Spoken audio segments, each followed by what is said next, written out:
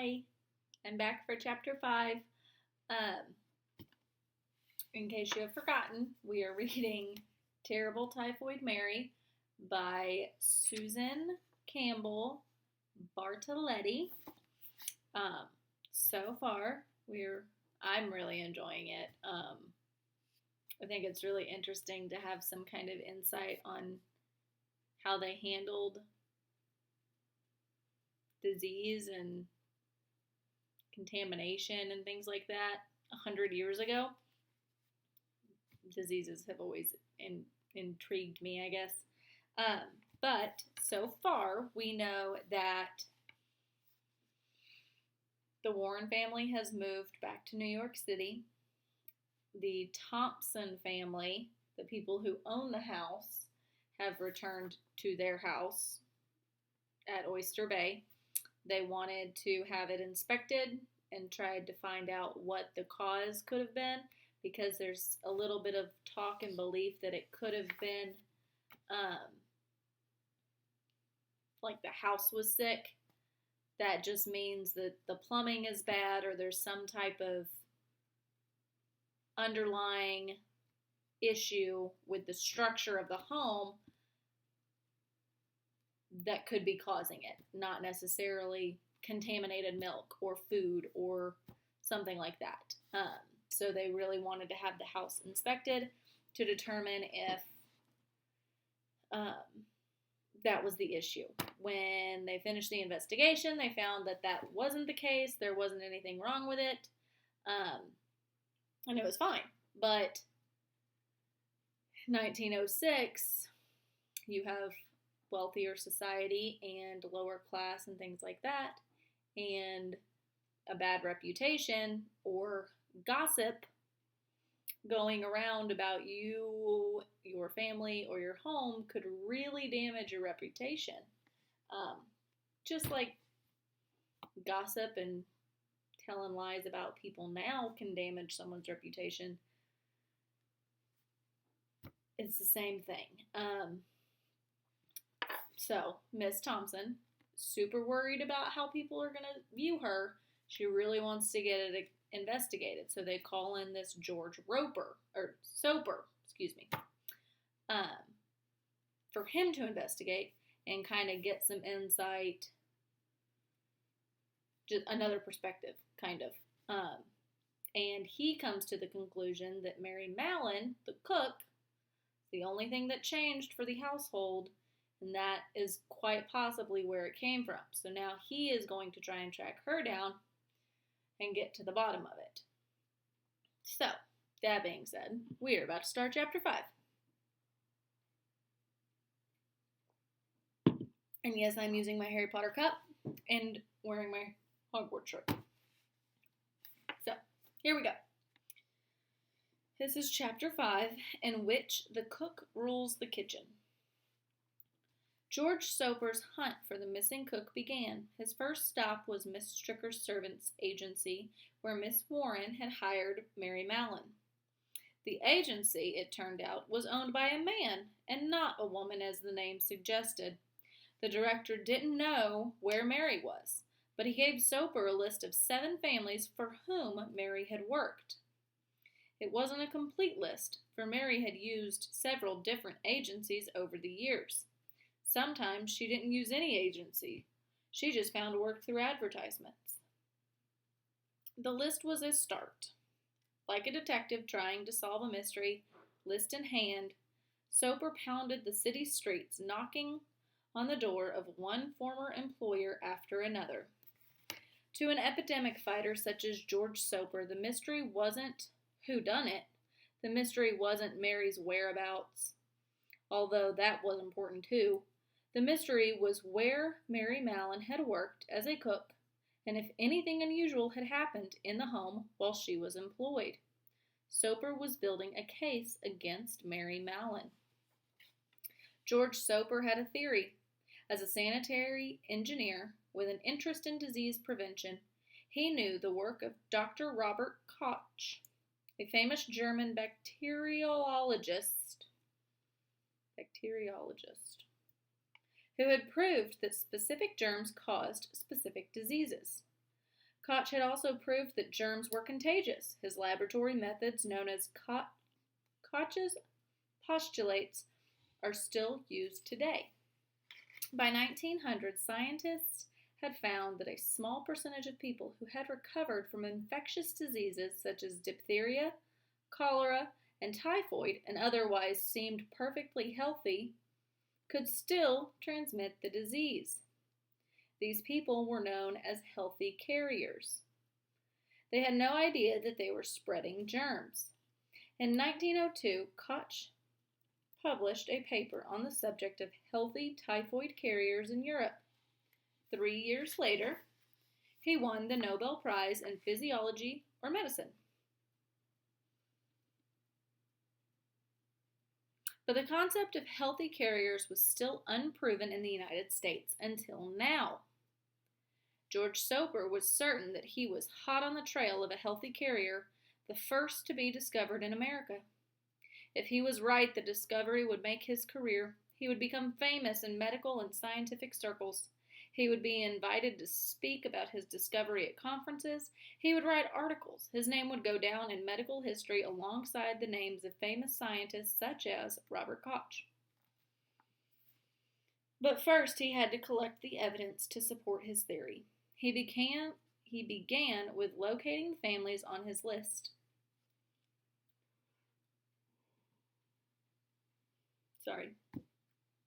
Mary Mallon had worked in Mamaroneck, New York City, Dark Harbor, Maine, Sands Point, New York, Oyster Bay, New York, and Tuxedo Park, New York. Soper interviewed each employer, the family members, and the servants. With dismay, he realized that most employers didn't know much about their servants' backgrounds. Few housekeepers seemed to know anything about their cooks, Soper later explained to the readers of the Military Surgeon, much less recall the food in which they've eaten weeks and months ago. The false clues and the faulty memories felt like a conspiracy to Soper. Sometimes it appeared that persons were deliberately refusing to tell me what they knew. Servants who had been associated with her never gave any help. No one, it seemed, was inclined to help the sanitary engineer, especially not servants who had worked with Mary. They had close ranks around her. Why were they protecting her? Was it because they liked her? Was it a sense of loyalty toward another servant? Was it because they feared her, or because they had taken an immediate dislike into the snooping man? At last, Soper's interviews were completed.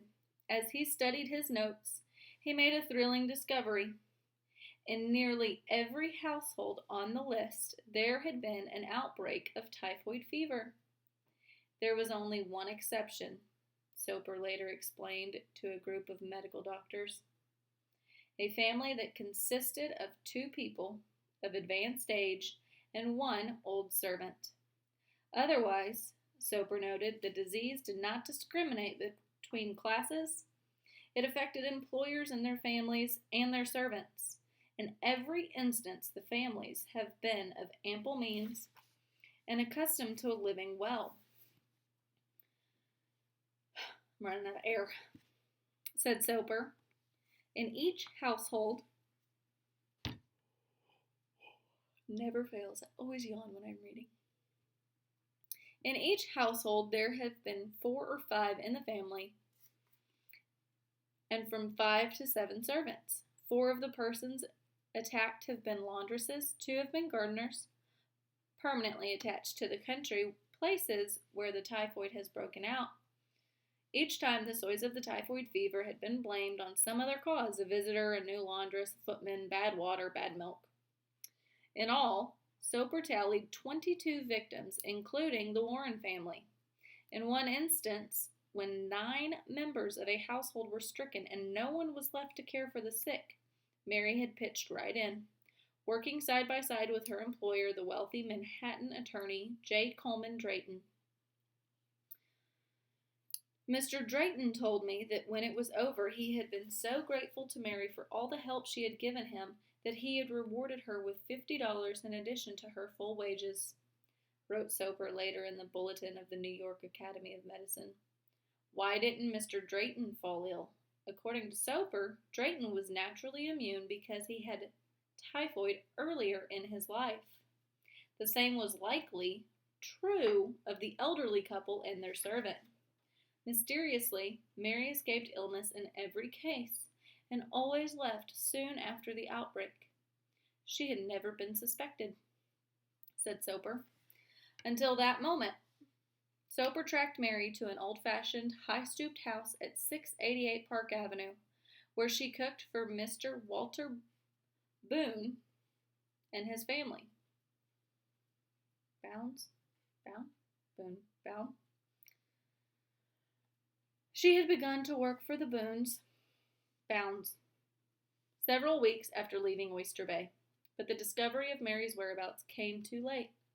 Typhoid had already struck Effie, the Boons' 25-year-old daughter, and one of the family servants, a laundress, the only child of the family, and a lovely daughter, was dying of it, said Soper.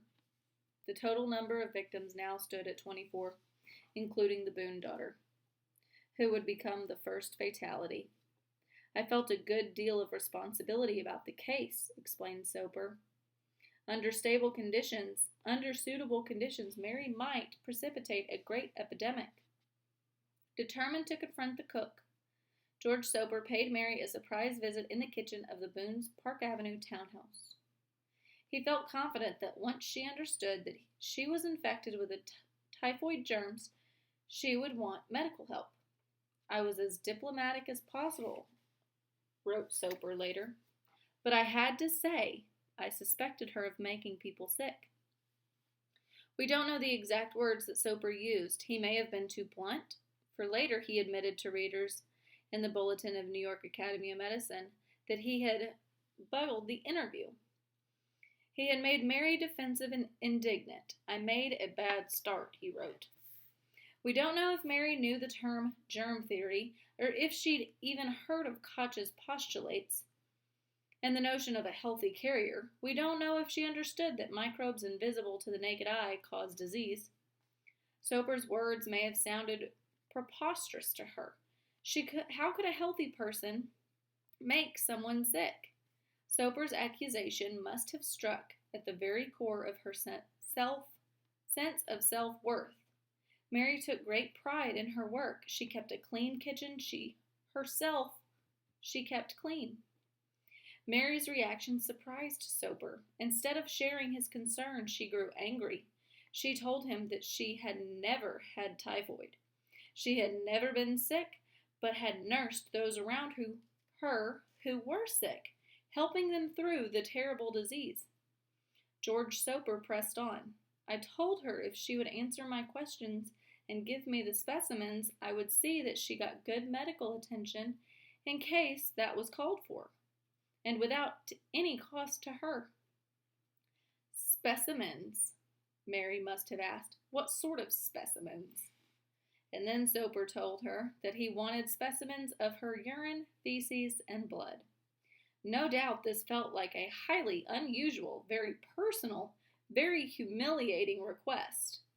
Soper forgot the old adage that cooks rule the kitchen. He didn't notice the anger that flashed across Mary's face. He certainly didn't notice the carving fork laying on the table. But Mary did. She swore at Soper, grabbed the carving fork, and lunged. Apparently, Mary did not understand that I wanted to help her, said Soper, and then he ran. Well, so now we know that George Soper finds Mary. The household she's living in is also sick. He thinks that she is what is called a healthy carrier. But Mary is a servant, and she probably doesn't know what a healthy carrier means. She probably doesn't understand how any of that works.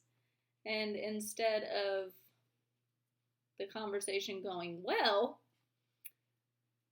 I'm sure you can imagine a strange man approaching you by surprise in your place of employment and saying, hey, I need these samples of your urine, feces, and blood, you might be a little taken back. You might not be super cooperative, and you might react in a way that you might chase someone with a carving fork. You never know. I've never been in that type of situation, and hopefully I never am, but I probably would have reacted in a similar way that Mary had. So, I would like for you to think about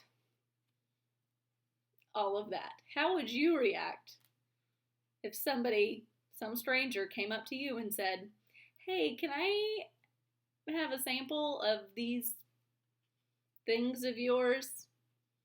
Okay, thanks, bye. Like, how would that make you feel?